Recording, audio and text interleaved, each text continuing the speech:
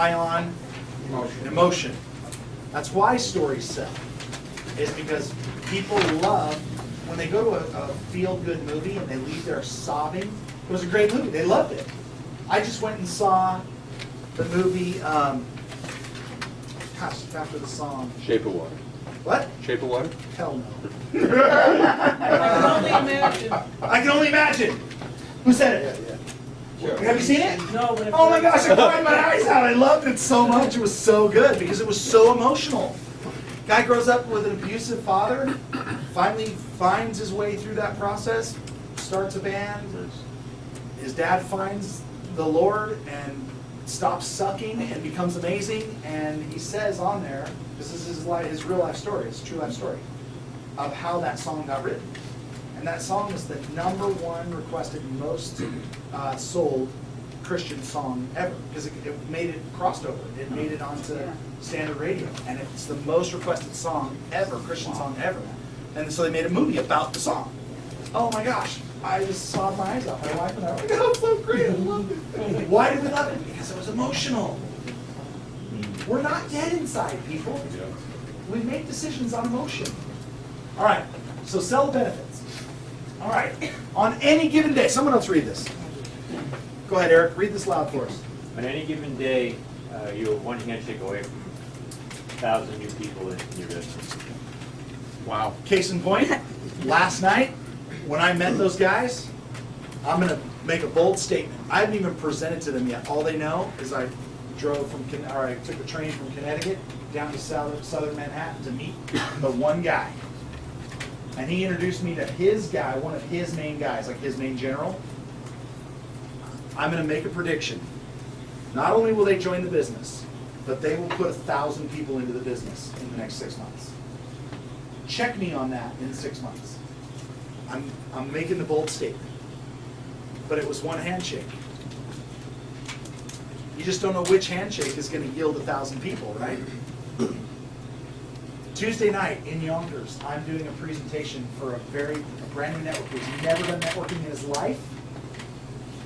I met him at a networking event. He was actually introduced to me by Ann, one of Ann's friends.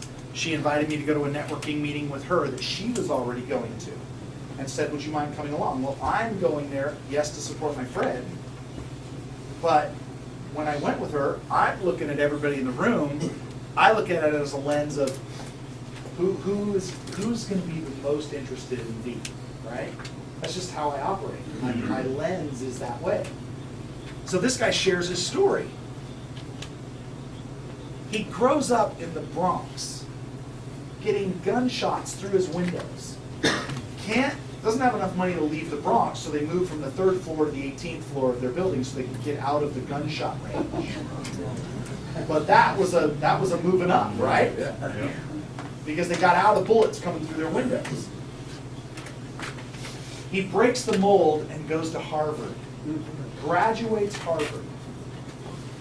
So from the Bronx to Harvard graduate. So when he told his story, all I did was say, here's my card. If it's okay, I'd love to just follow up with you. I think you're fascinating. I'd love to learn more about your story. So what did that immediately do for him? You want to know more about my story? You're interested in me and my story? So I reached out to him and said, hey, Ann had no idea about any of this. I'm just reaching out to the guy because I'm a networker. That's what I do, right? So I reached out to him and said, hey, it was so great to meet you. You were so fascinating. I was so enamored with your story. I would love to meet you and get to know more about you. When's good? Well, hey, let's do lunch. Great, let's do lunch. So we met up. I said, you pick the place. I'm flexible. You know the area. You tell me. So he picks this place in Harlem. We go. And I met him. And we had discussed, I didn't tell him I was going to buy him lunch. He offered to buy lunch after it was over. He's like, hey, let me get this. I'm like, no, listen. Totally cool. Totally appreciate it. I got an expense account. Let me go ahead and pay for lunch. He goes, that's really nice. So it wasn't like I had to buy his loyalty. Do you know what I'm saying? We just set up an appointment to go to lunch. But at lunch, I listened to his story and I said, have you ever done any public speaking? goes, yeah, I've done some. I did some in California. I had a full room. It was really great. I said, that's awesome. How big was in the room? He goes, oh, there had to be 100 people. I said, would you be okay speaking in front of, say, 8,000 to 10,000? I don't know. I never thought. I'm sure I would be. I said, because I'd like to introduce you to something that really has that potential. Because I think your story would be that impactful. Now, it's going to take some work to get there. And we're a brand new company. But I know where we're headed. And I need a good leader like you. I mean, he was like, I'm really interested. What is it? And I said, I don't want to tell you. What I want to do is I want to sit down with you and your wife. And I want to present to you together. Because I know that his wife is really the one who makes the decisions. So we set up an appointment, and we went to dinner with him and his wife. Left the table with a signed paper app.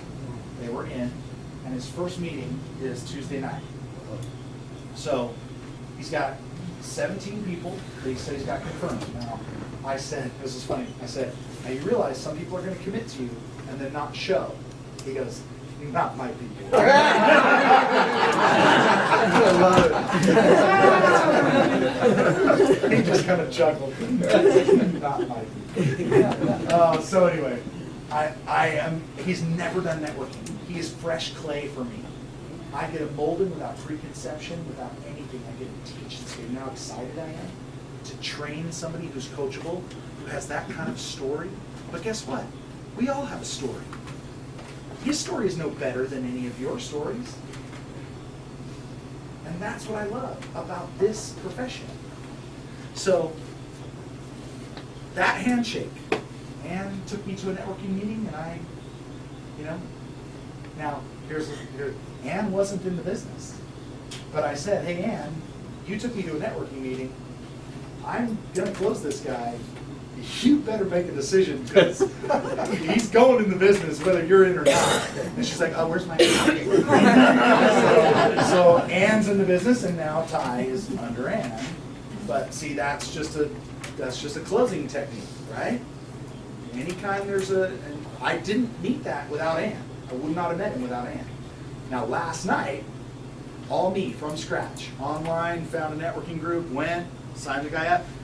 Both of those handshakes are going to yield 1,000 people plus.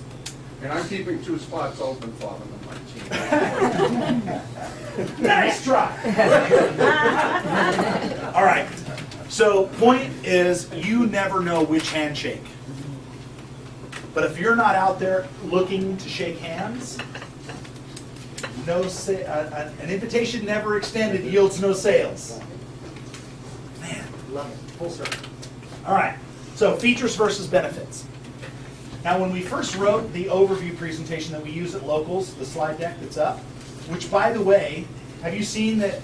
Has it been updated yet? Has anybody looked? Can I deviate for just a second? Couldn't get into the site last night. Was it being worked on? Yes. Okay. Now, just FYI, how many of you realize that it does not work on Internet Explorer? If you're one of the 4% that use Internet Explorer, stop using Internet Explorer. Our site right now currently does not work on Internet Explorer. The second thing is, if you're having an issue, don't put the www. Right. Just put your URL in the site. Don't put www in front of it. For some reason right now that's causing an issue. We'll get that worked out, but for now, don't put www. Just start with your site. All right. Can I show you how I updated the deck? I added 2 things. I added this slide. Oh, hello. See, I scripted it for you, so now you have the script for every slide. So you now have the ability to just read the script and familiarize yourself. Now there's no stories or ad-libbing or anything. It's just straight script for the slide for someone who's brand new, who wants to present, who makes an appointment, who doesn't have access to somebody that can come and present. They can read the script and they can present the deck on their own. Okay? So every slide has that. So I added this slide, which we're familiar with, right? We just showed you today. That's right at the beginning. I added that into the new overview deck. Yeah. Now I also added these.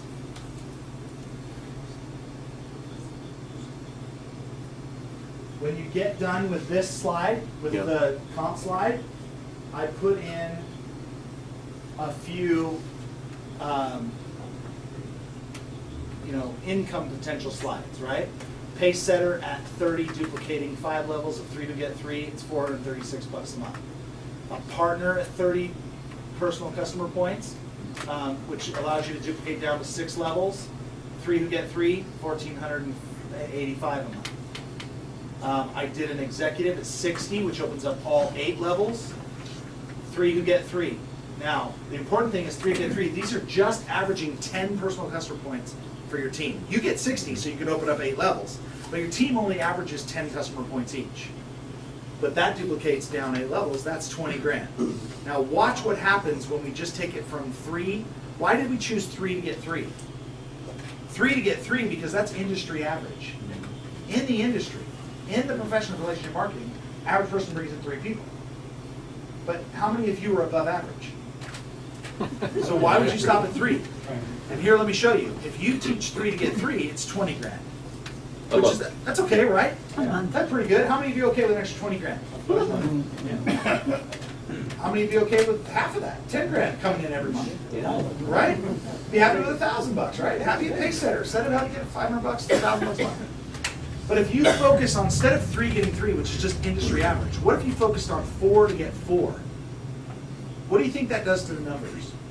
If you change nothing else, 25%. you personally get 60, 4% more. and your team averages 10 customer points each. And you just do that. No, it's multiplied. But instead, you get 4 and teach them to get 4 consultants each instead of 3. What do you think what happens to that number? It doubles. 60,000. Almost doubles. 36,000, almost doubles, just by teaching everyone. So why would you teach, go get 3 to get 3? To get a pace setter, you have to have 4 anyway, right? So why would you ever teach 3 to get 3? Just everybody 4 to get 4. Now, I ran the numbers, but what if nothing changed, but we just did 5 to get 5? Wow. What do you think it happens? So you saw 3 to go 3. 3 to get 3 is 20,000. 4 to get 4 is 36,000. What's 5 to get 5? 25,000. 70,000. 45,000. 64,000. 64,000. 75,000. Guess what it is? 623,000. My next guess. It's the power of duplication. 623,000 a month. That's why I didn't do the slide, because that's just like. Why did you take the picture? What is it? I actually did create it. I created it, but How did we know? Rob, where is the desk? Is it on the, it's on your page. It's on on the your free lunch page? It's on your. or Notice, look at the difference in names. This is the overview deck that I share, and this is my overview deck. So in my overview deck, when it opens, you'll notice I did this just for fun. 628,000. Now, don't take a picture of that. Why not? Because I don't want it out there. Because it sets the expectation ridiculous. But now that you know the secret sauce, are you going to teach people to get 4 to get 4? Or are you going to teach them to get 5 to get 5? 5 to get 5. Why would you not teach people? Just sign 5 Just people up, keep recruiting, teach them you to gotta get 5. tell Yeah, keep recruiting, and everybody keeps recruiting. On all levels. But the power of duplication is really ridiculous. Anyway, I just thought that was fun. Is that still at 10 points? That's it. That's still at 10. Yes, at 10 right here. You notice 10 personal customer points. It changed nothing. Oh, sorry. I changed nothing. Oh, it's because I have it hidden. Sorry.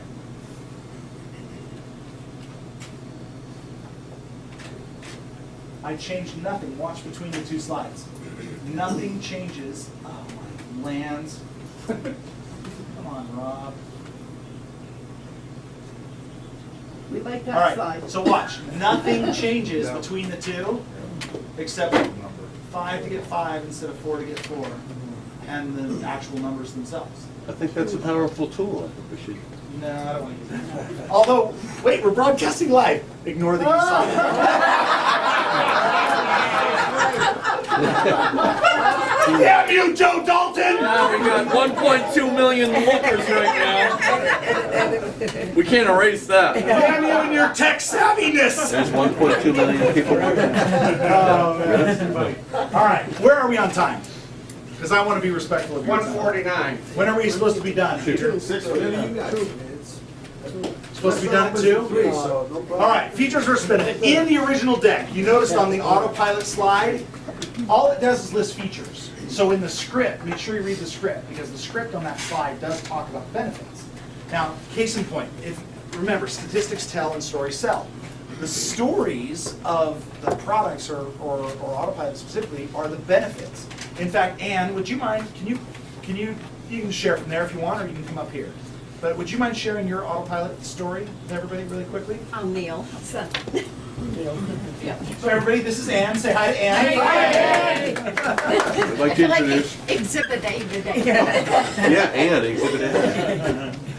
I actually sent my personal NYSEG bill, but New York State Electric and Gas, to Kevin just to kind of do an analysis, because I'm one of these people that like speak from facts as opposed to emotion. Analytical. And yes, analytical to a certain degree. And so anyway, I get back, I am currently paying, and this is through a community aggregation. So she already has a So discounted rate. I have a from your- discounted Yeah. rate Yep. from the utility. And so it's around 7 something, maybe 7.2. 7.2. Yeah, see who reads my bills and pays attention to details. But anyway, Kevin sent it back